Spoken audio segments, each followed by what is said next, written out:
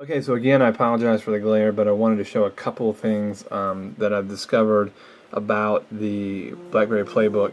Now, one thing that is for sure is that all the reviews say the same thing in terms of the app world being underdeveloped. And I have an iPad 2, I mentioned this in a previous video, and I've been an Apple fan for a long, long time. Bought this as a primary device to pair up through the Blackberry bridge with my Blackberry. So I wasn't looking to load my Playbook up with a lot of apps, but there's a couple things that I was intrigued or interested in. So what I want to show you is just some things that I kind of discovered which kind of surprised me a little bit. So let's see, I've got under your all category, you can list all the apps that you have, and here is AppWorld. So I think end up syncing pretty quick, and it brings up the app world. Now, the first thing you'll notice is it's kind of clunky. If you've ever done the Apple iOS, I'm much more partial to that. But regardless, some of the things that kind of surprised me is the pricing. Take a look at Life. I mean, it's been as low as 99 cents on the iPad 2. And, you know, I know you can say through volume and it's a much bigger platform and run bigger cells, but the other piece that kind of amazes me, and obviously I'm not a programmer, but I can't imagine porting that game over can be that expensive. So why still charge a premium? The other one, for example, which I think was an excellent game, you got Modern Combat. Now check this out. Modern Combat 2 is still $6.99. So that again, it kind of amazes me that Game Off, for example, is charging these kind of prices if they want it to take off a little bit. Let's Golf 2, $6.99. So it's very interesting to me. This is the other one that's kind of interesting. Spider-Man, Total Mayhem, great game, but still $6.99 on AppWorld. So I think that's some caution if you're interested in purchasing games off the AppWorld and you're doing it primarily because this is a secondary tablet for you.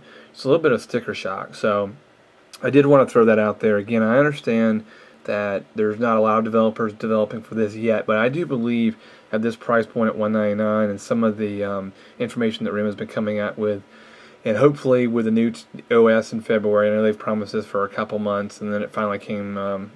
They targeted a more specific date, and that can change. But I think that may really help because it may give developers a push. But one thing that would make sense to me is if you have a platform that may be struggling, why still keep your games at a premium price? That's a little stunning to me.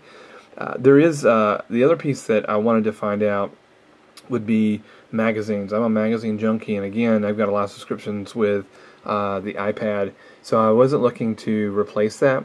But I did find something kind of cool, and again, it's interesting that I guess this comes with support. But for example, let's see, I downloaded Twit and Twit Live. I can show you that in a minute, but let's take a look at Tech Radar.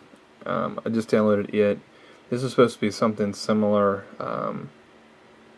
something similar to Pulse, Zeit, those kind of components on the iPad. So I just loaded this up, so we're going to kind of explore this one together. So this is techradar.com, and you can see it has a similar setup, very similar, I guess, to Zeit or Flipboard or Pulse, which is cool. But it all comes from one website, being techradar.com. And of course here you can pull up the stories, and then you can do the Facebook and the Twitter option. So that is that one. Now again, cool feature, you can just swipe up and it's gone. If you are a This Week in Tech fan, they do have a real cool app for that. I got two actually. So here's Twit Live. We'll see how quickly that loads up. It did great last night. Again, apologize for the glare. I didn't mean for that to happen, but have to work with it. So it's receiving the stream now. Yeah, and here you go. So it's full screen. It's pretty cool. The quality is excellent. The speakers on here are very good too. So you can see that. So that's an awesome app right there. And then now, one thing, the other piece that I wanted to show you was a magazine that looks like it was really specifically designed for the Playbook, and it was a freebie. It's Car and Driver. And when I looked at this morning, I thought, man, this would be a cool way to use this device as a magazine reader. Now, I've not tried it in the Yep, it works fine that way too. So you just kind of flip through. And to be honest with you, this is a lot more smooth than what I tried out with the Kindle Fire on a couple of their demo magazines. A lot different. So, but again, what's kind of cool is they've got it formatted to fit inside here. You know, a little interactivity up at the top, got a little video going up here that you can kind of go to more full screen, or then flip over. There you go. So that was Car and Driver, and you know, again, I'm not a big Car and Driver magazine fan, but I think that's an awesome magazine app. And then I was looking at a couple.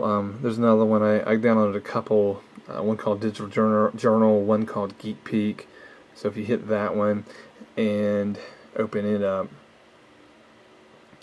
it's another newsreader, if you will, and it lists, again, you see different news stories along the side. So it's kind of interesting. Again, I think there's potential here. I think it would be just great to see some developers kind of jump on this. This is from Engadget, by the way. This is from Gizmodo. And as you can see, you can scroll the stories, and then if you tap one, it gives you more information over here. And then you can go down and view the full article.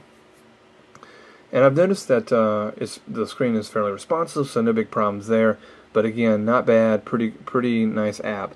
The other one that I was going to try out, these are free apps that I've tried so far, but there is a paid app, it's $2.99, and I'm tempted to download it. It is supposed to be comparable to Pulse if you've used it on the iPhone or the iPad too. So this was just a quick look at some of the apps that I found to be relatively interesting, and talk a little bit about the App Store. So if you have any questions, please comment or PM me. But in the meantime, thanks for watching and stay tuned.